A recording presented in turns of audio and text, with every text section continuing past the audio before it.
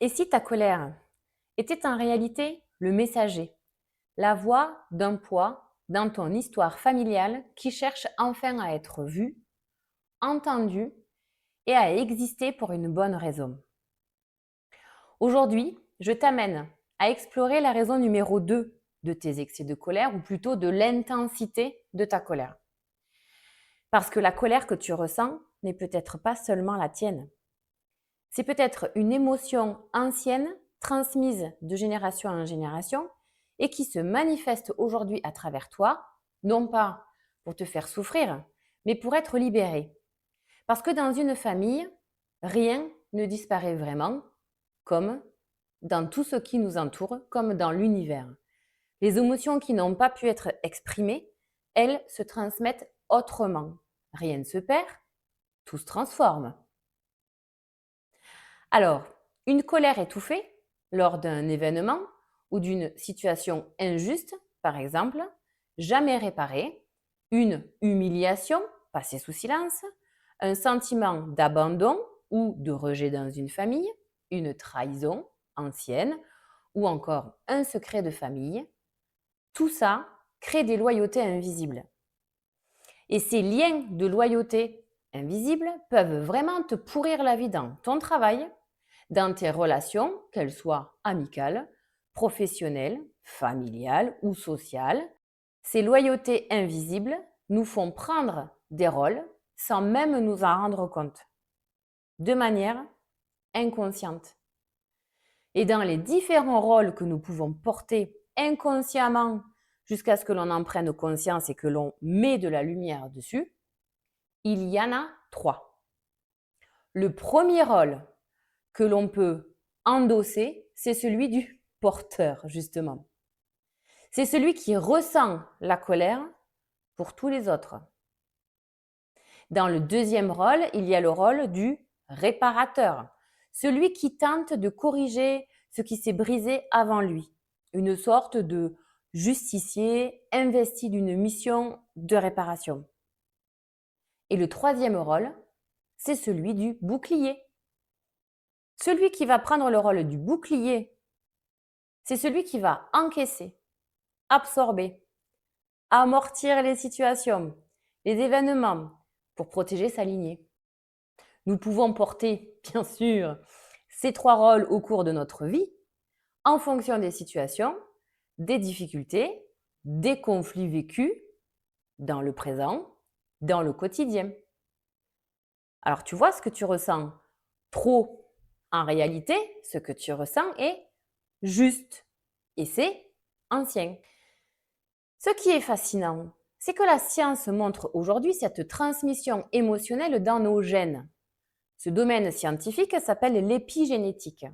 L'épigénétique, c'est la science qui étudie comment notre environnement influence l'expression de nos gènes, de notre génétique.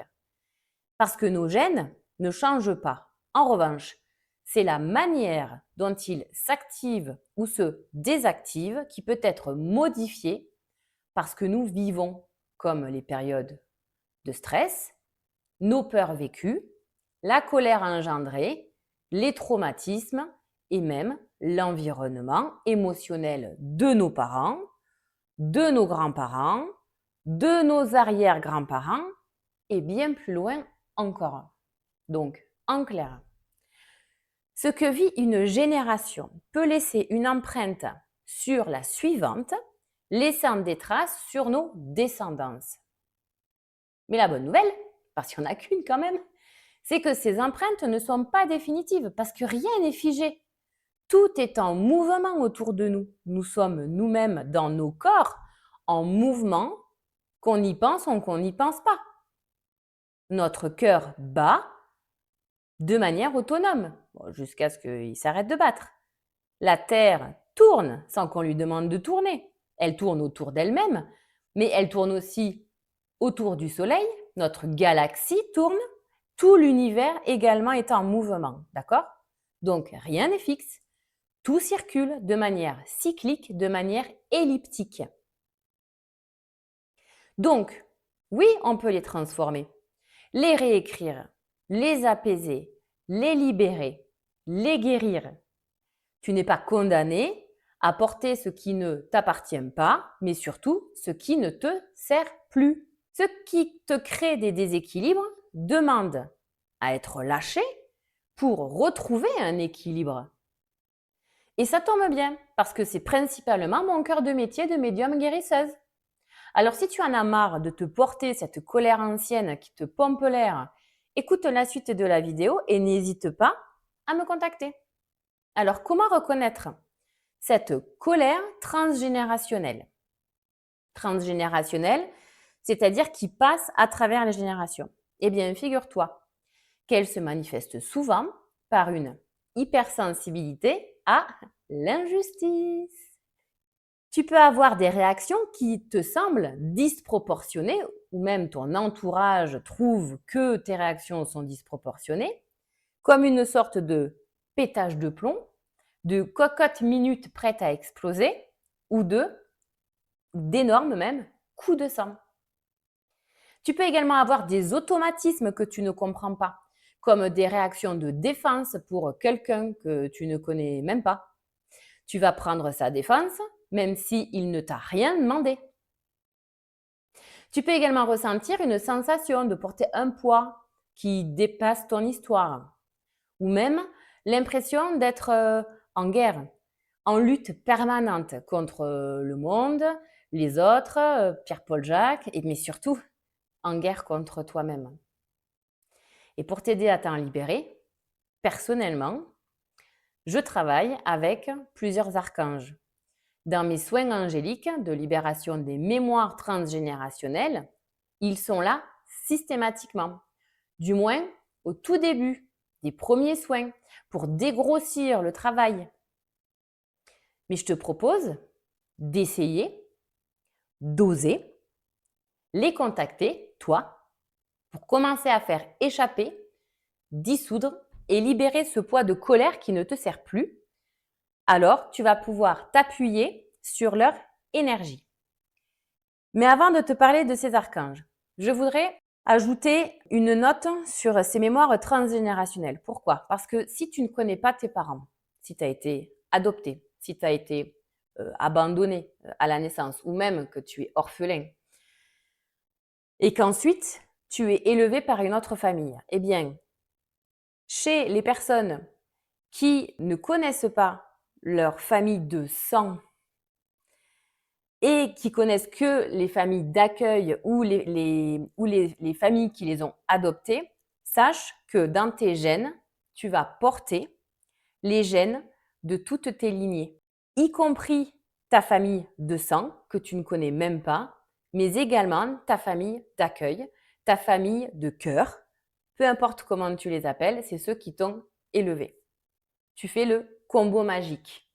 Donc, pour les personnes qui naissent, qui n'ont aucune connaissance de leur famille de sang, effectivement, le bagage sera hyper important d'aller alléger pour justement pouvoir retrouver une certaine liberté, une certaine autonomie et surtout une certaine régularité et équilibre dans ce que tu ressens. OK?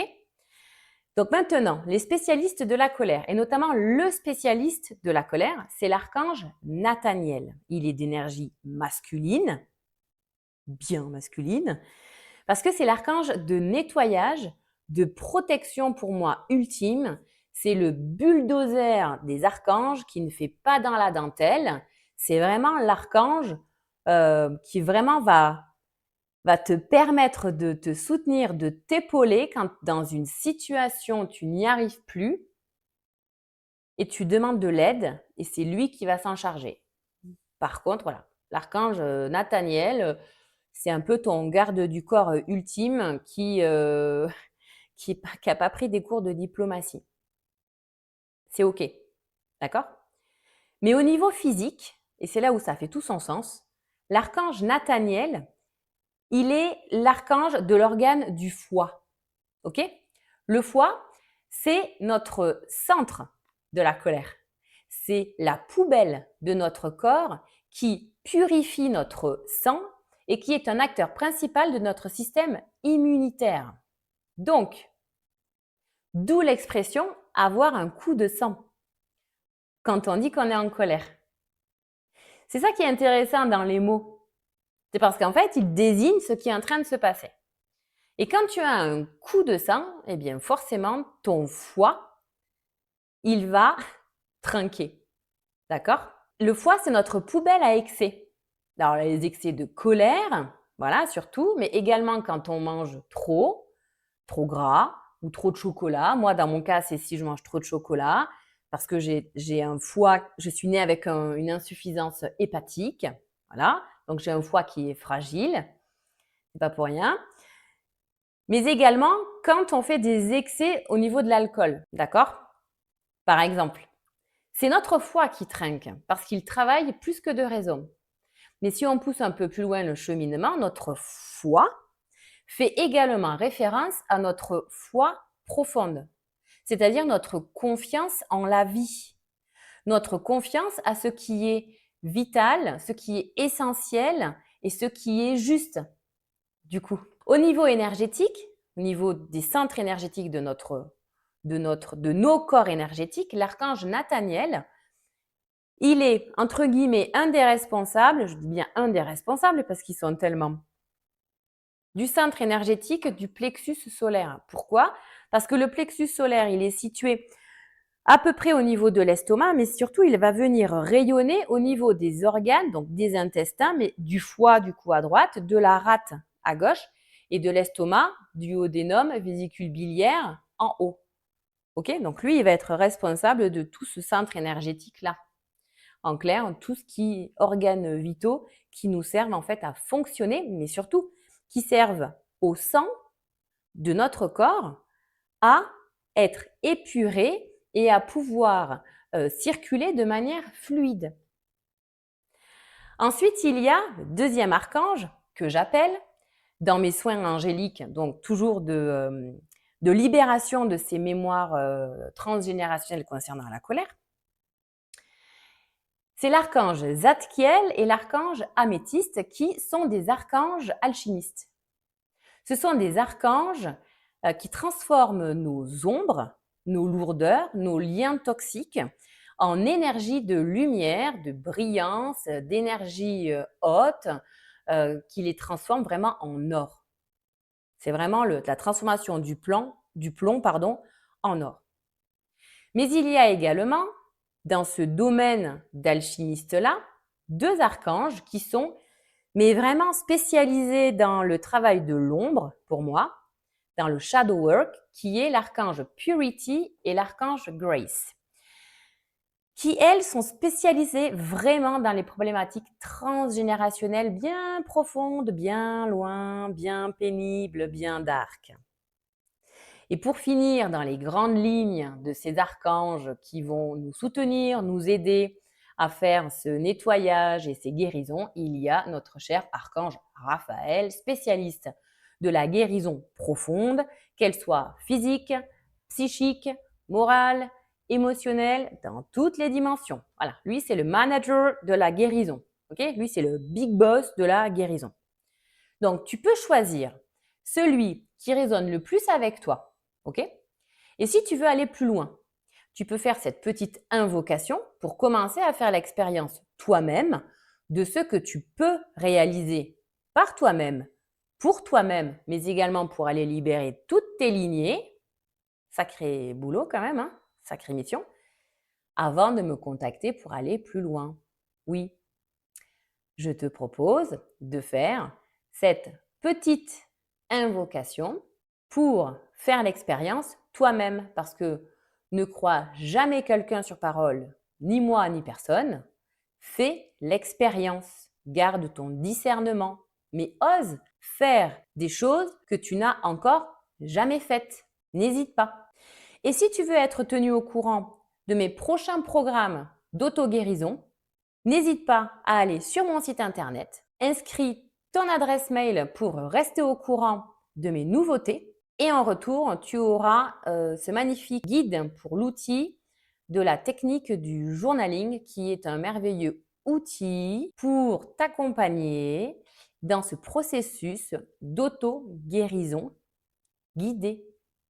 N'hésite pas. Et maintenant, je t'invite à fermer les yeux.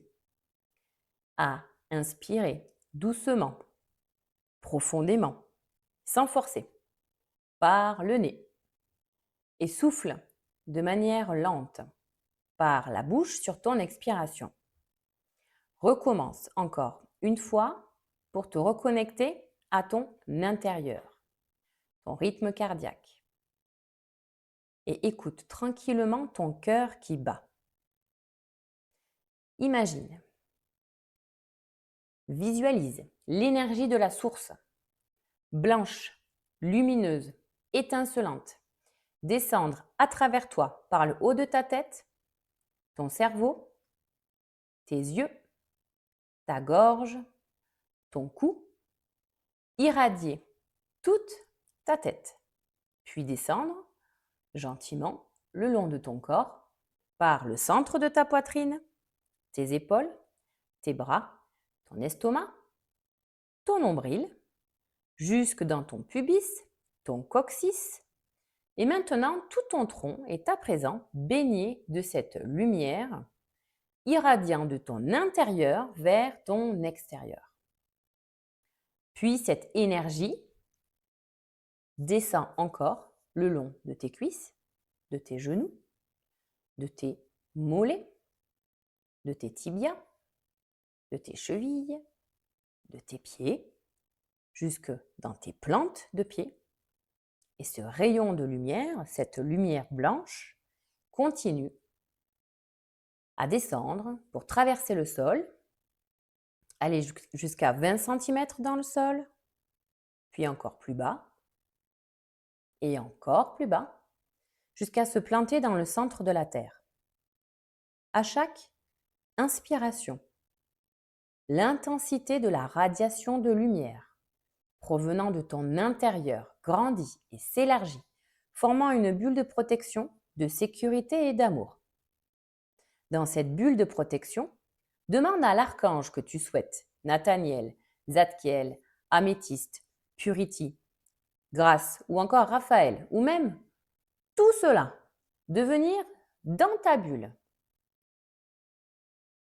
Il se place à tes côtés, ou il se place à tes côtés, et prends le temps de te familiariser avec leur énergie ou avec son énergie. Tu as compris le principe.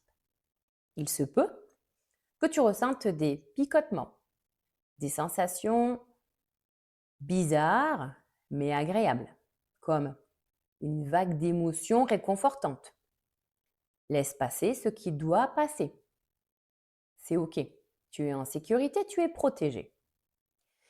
Et maintenant, demande à l'archange que tu as choisi ou à tous les archanges, en même temps, de venir récupérer les énergies cristallisées de colère en relation avec tes lignées familiales, les liens transgénérationnels qui ne te servent plus, qui ne sont plus utiles, qui ne sont plus en accord avec ton intérêt et ta propre évolution dans toutes les dimensions, qu'elles soient physiques, temporelles, spatiales, morales, émotionnelles, psychiques. Laisse-les utiliser leurs énergies de nettoyage, de transformation, de libération et de guérison au mieux pour toi. Donne-leur toute ta colère, ta rancœur, tes ressentiments, tout ce qui te ronge à l'intérieur de toi, qui bouillonne à l'intérieur de toi. Je te laisse vraiment leur donner tout ce qui ne t'appartient pas ou plus. Tout ce que tu ne souhaites plus porter, réparer ou protéger outre mesure. Prends le temps avec eux.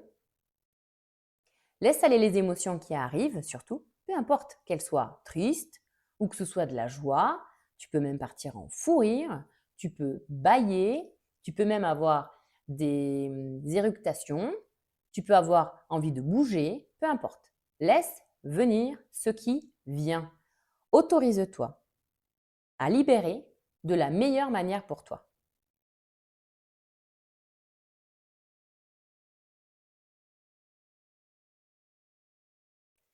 Remercie maintenant les archanges ou l'archange pour cette libération, ce moment de découverte peut-être.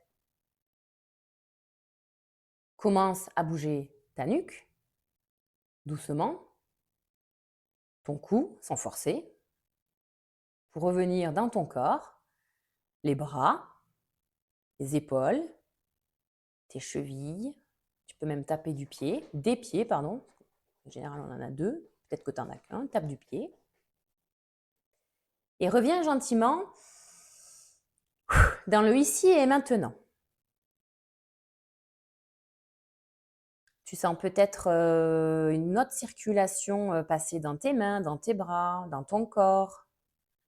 Tu sens peut-être des sensations au niveau de tes organes. Et quand tu seras prêt, ouvre les yeux. Pour terminer, souviens-toi que ta colère n'est pas un défaut, ni un calvaire, ni une malédiction. C'est juste une messagère qui se manifeste en toi aujourd'hui parce que tu es le point de transformation de ta lignée. Oui, je sais. Tu peux croire que c'est pas cool, mais en même temps, il faut bien qu'il y en ait un qui s'en charge. Et tu as peut-être été désigné et tu es peut-être venu ici t'incarner pour cela. Donc, pas besoin que ce soit souffrant, pas besoin que ce soit difficile, d'accord? On s'enlève ça de notre système de croyance. Il faut juste le faire, il faut juste s'y atteler. Donc, merci à toi. Merci à toi de t'y atteler. Parce que imagine si on faisait tout ça sur la planète Terre. Imagine. Tu es celle ou celui qui peut mettre fin à ce cycle. Et dans la prochaine vidéo, on explorera la raison numéro 3 pour aller encore plus loin dans la compréhension de ta colère. En attendant la semaine prochaine, je t'envoie toute ma compassion et mon réconfort pour t'accompagner dans les compréhensions de ton rôle dans ta lignée ou dans tes lignées. À bientôt!